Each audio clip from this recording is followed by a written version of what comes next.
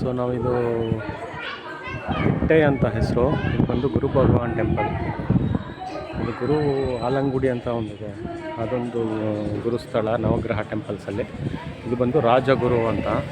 So ಇಲ್ಲೇನು ವಿಶೇಷ ಅಂದರೆ ಎಲ್ಲ ದೇವಸ್ಥಾನದಲ್ಲಿ ಗುರು ಹೊರಗಡೆ ಇರ್ತಾರೆ ಅಲ್ವಾ, ನೀವು ನೋಡಿದ್ದೀರ, ಎಲ್ಲಾದರೂ ಸಪ್ರೇಟಾಗಿರುತ್ತೆ ಹೊರಗಡೆ ದಕ್ಷಿಣಾಮೂರ್ತಿ.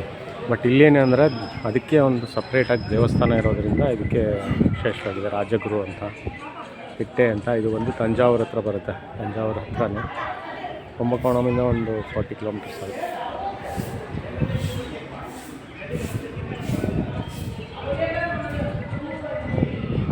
ನೋಡಿ, ನಮ್ಮದು ಸ್ವಲ್ಪ ವಿಶೇಷತೆ ಅಷ್ಟೊಂದು ಗಲೀಜಾಗಿದೆ, ನೀಟಾಗಿಲ್ಲ. ಎಲ್ಲ ಬಂದು ವೆಯ್ಟ್ ಮಾಡ್ತಾಯಿದ್ದಾರೆ 4 ಗಂಟೆಗೆ ಓಪನ್ ಮಾಡೋದು ಅಂತ. ಇನ್ನೂ ನೋಡಬೇಕು, ಇನ್ನೂ ಆಗಿಲ್ಲ. ನೀರಿಗೆ ಸ್ವಲ್ಪ ಎಲ್ಲ ವ್ಯವಸ್ಥೆ ಇದೆ ಇಲ್ಲಿ, ನೋಡಿ, ಕೊಳ ಇರೋದಿದೆ.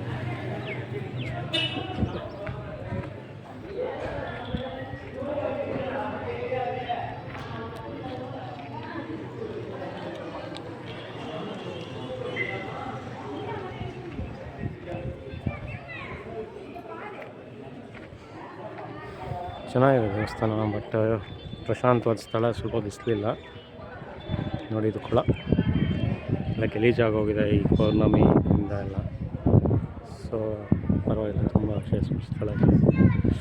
ತುಂಬ ಜನ ವೇಟ್ ಮಾಡ್ತಾಯಿದ್ದಾರೆ ನೋಡಿ, ಟೂರಿಸ್ಟ್ ಎಲ್ಲ.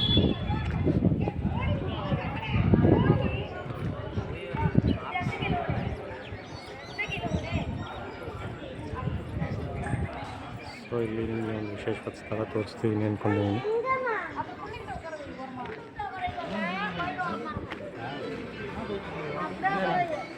ಪ್ರಾಬ್ಲಮ್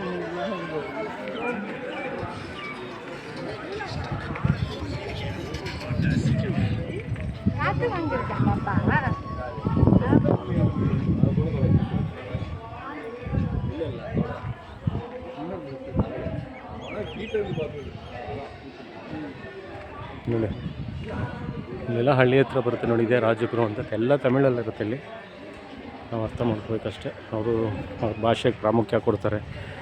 ನಮ್ಮ ಕರ್ನಾಟಕದಲ್ಲಾದರೆ ಪ್ರಾಮುಖ್ಯ ಬಲಿಗಳು ಕೊಡ್ತಾರೆ, ಇಲ್ಲಿ ಇವರೆಲ್ಲ ಅದೇ ರೀತಿ.